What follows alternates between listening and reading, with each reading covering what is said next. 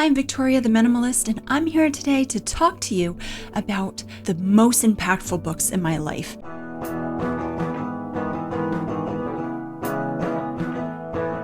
I know this list might be a little strange at times, but this is just to say things that maybe influence my love of reading or influence my life in big ways.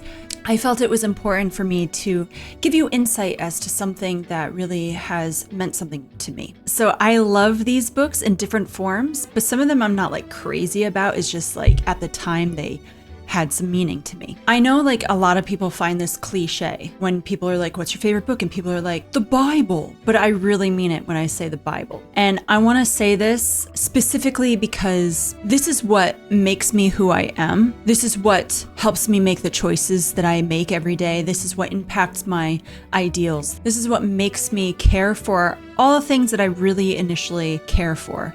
And what drives me is the sacrifice of Christ. Now, this book is filled with drama, horrible stories, wonderful stories, beautiful poetry. There's romance in it. And then there's ultimately the message of hope, God's love for all people, and his longing for us to acknowledge that he is our creator and loves us deeply. If you're curious what my favorite book in the Bible is, it's actually Acts, which is in the New Testament. Old Testament book, it's hard for me to say. I love Lamentations because my favorite passage is in Lamentations. I love Lamentations 3. I think it's 31 through 33. I'd have to check that actually. All right. The text of my Bible is so small and I already have vision issues.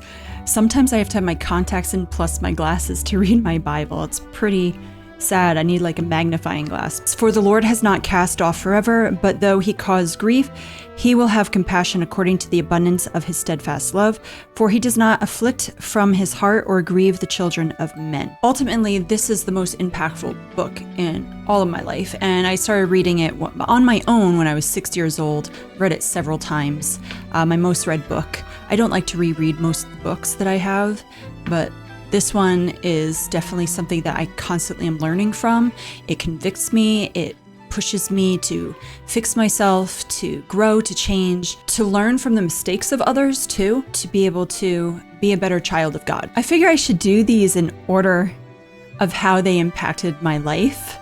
When it came to reading, so I actually didn't realize it when I was young, because I'm really good at reading out loud, but I actually struggled big time with dyslexia. The Bible, what I love about the Bible, I never struggled reading it because the columns, actually, this is something I learned, and it helps me focus more. So my eyes don't get stuck on the same sentence or words like over and over again. I don't want to like skip through.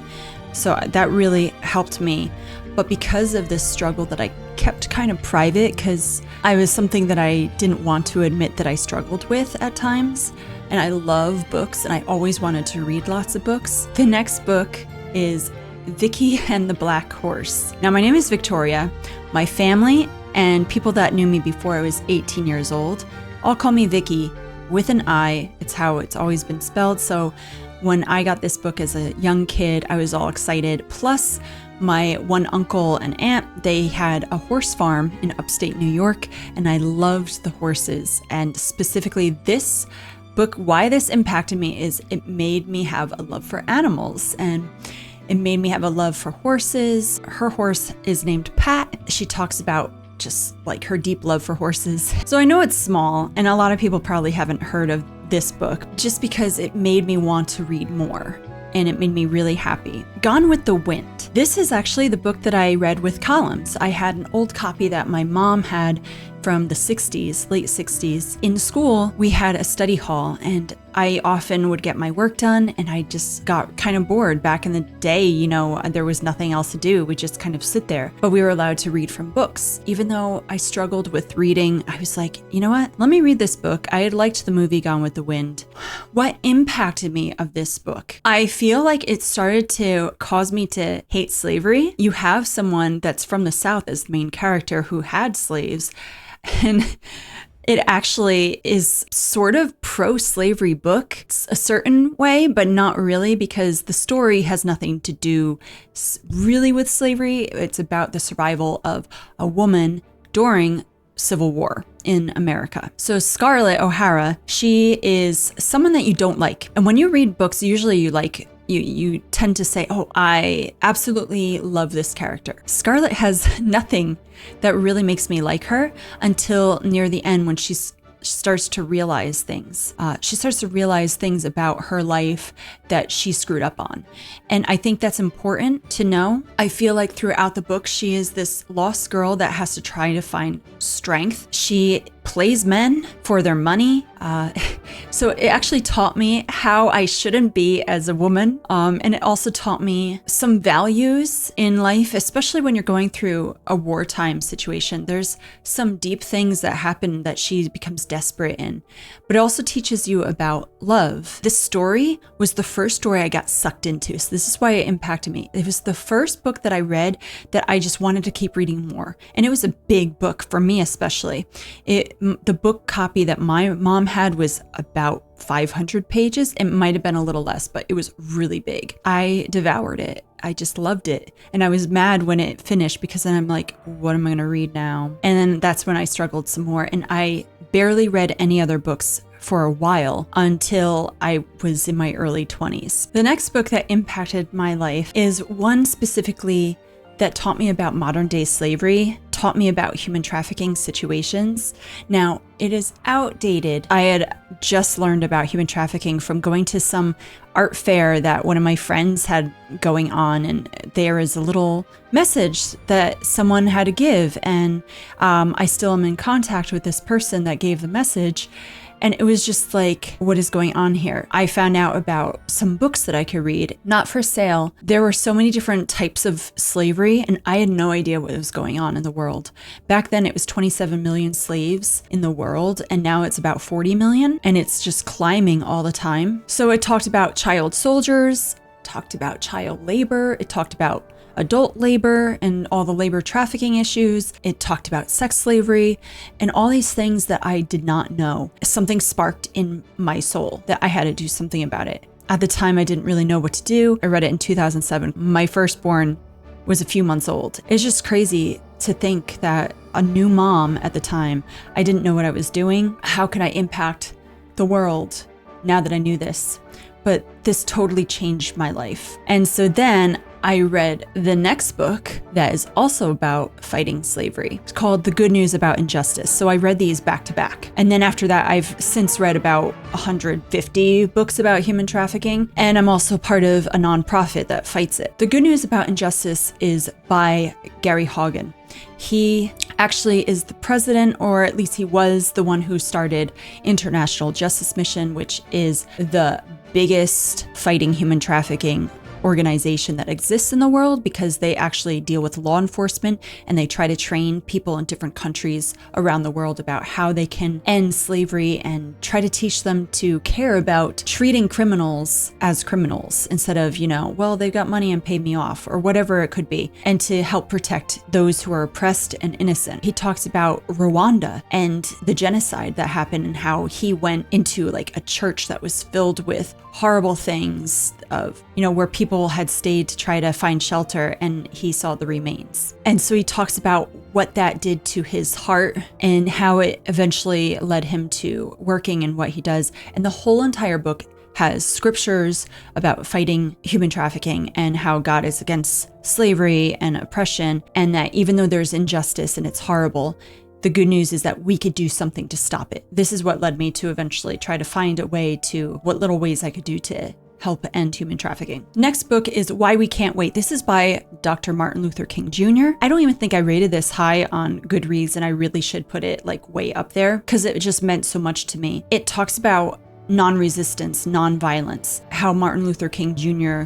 was in prison writing different things, and that his attitude towards people, he had such love towards his enemies. It was just so beautiful. I loved how he wrote things, to the point where I have this book that I have kept for years with my favorite quotes from books, which I actually have to add a lot more. I have not been using as much as I should, but I have so many that I wrote by hand from this book. Here's one that's just pretty short. Nonviolence is a powerful and just weapon. It is a weapon unique in history, which cuts without wounding and enables the man who wields it. It is a sword that heals. I love how he words things. He's just such a great writer, such a great man. It led towards me to become a Mennonite, actually, because we preach nonviolence and non-resistance, loving our neighbor as ourselves and helping stand up for those who are oppressed, and how the Black man, Black woman are very oppressed, and to stand up against racism. Going into that, The Irresistible Revolution by Shane Claiborne definitely deeply impacted me. This is one of the most, if not other than the Bible, this one probably impacted me the most overall. This is probably what paved the way for me to become a Mennonite. It's all about how, further message of Martin Luther King Jr. He talks about stories of times that he was able to do different work in different areas, how there's peacekeeping in war-torn countries where you have people that were, killing each other that are now working together to find a way to find peace between them. You don't usually hear stories like that. It just brings across a deep message of Christ and his love for people. And I love, love, love this book. The book is already a little bit old now. A lot of the books, like I said, over time, they just impacted me. And there's so many books, so to narrow this down was not fun. Okay, so I became a minimalist in 2006. And at the time, I didn't read any books about it. There was nothing that impacted me other than the idea that I saw that I did not feel freedom through my stuff.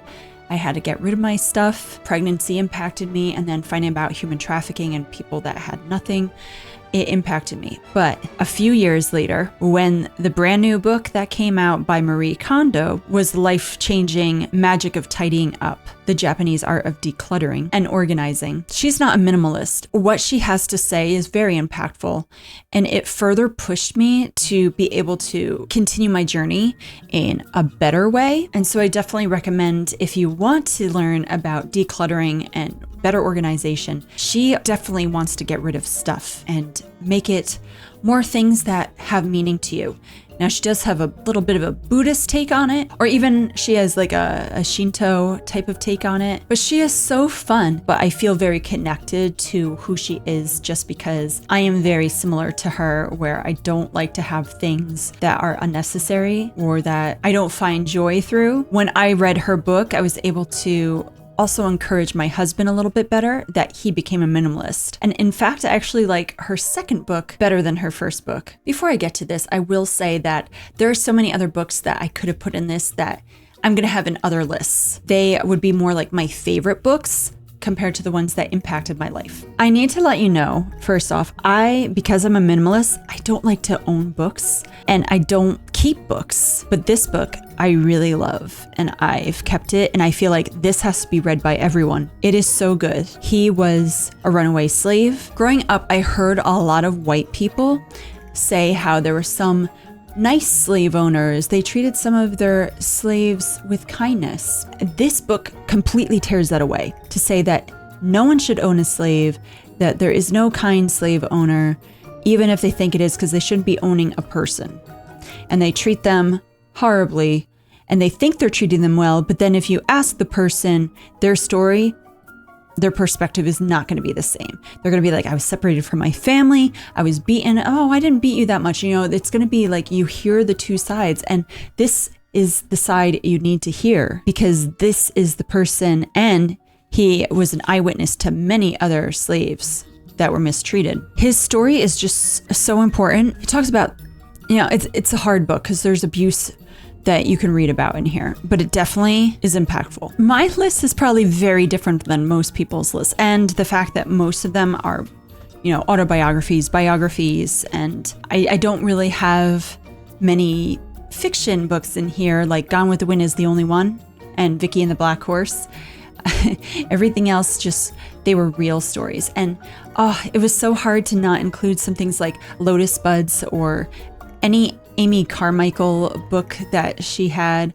There were just so many missionary stories. I really love stories about missionaries, and they have always impacted my life. So Amy Carmichael, we're going to just say, we'll just include any book she has written. If is a short one. Give her a read. Very amazing. And she helped fight human trafficking in India. Let's add this one in here. Lotus Buds. Okay. She went to India in the 1800s, early 1900s. I think it's the early 1900s, but she would dress in their culture. She found out that lots of girls were being made as sacrifices to gods. They were used for sex slaves when they were very young as a way to like purify people, treated terribly. So she would go and rescue these young girls, or they were specifically girls that as soon as they were born, they were marked to one day be someone that would be where they'd have to live in a temple, as if they are owned by a god or a goddess. And she was in Tamil Nadu, I believe. Very impactful. She made me want to be a missionary to India to do the same exact thing. Didn't happen, but I am where I'm supposed to be, doing what I want to. But again, these stories, like now you see my passions, and all the missionary books that I've read, I've loved them, like Bruchko, and there are so many George Mueller books, Gladys Aylward, Chet Bitterman, but I read so many missionary books that all were impactful to me, but that one the most. Okay guys, tell me what books impacted your life. Maybe they're completely different. Maybe they are non-Christian. Maybe they are fictional, or things from your childhood that you really loved that made you into a certain style, or, you know, maybe some sort of horror book made you have an impact. You know, whatever it is, let me know your list. Just give me a few top books. Thank you. Have a wonderful day. Bye-bye.